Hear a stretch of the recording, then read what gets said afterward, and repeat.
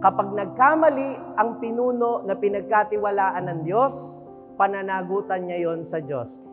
Pero ikaw na hindi sumunod, lalo na't kung mabuti naman yung pinapasunod at hindi naman masama, ikaw ang may pananagutan sa Diyos.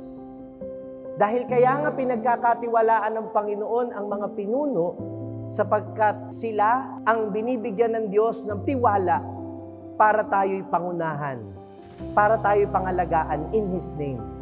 Kaya mahalaga na sumunod tayo dahil ang paggalang natin sa mga pinuno natin ay paggalang din natin sa Diyos na nagtiwala sa kanila. Amen ba yon?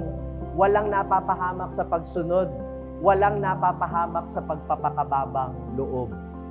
Ngayon, kapag sumunod ka at sila ang mali, pananagutan nila sa Diyos yon. Pero kung hindi ka sumunod, tama pala sila at mas mabuti pala yung ipinapasunod nila, ikaw ngayon ang may pananagutan sa Diyos.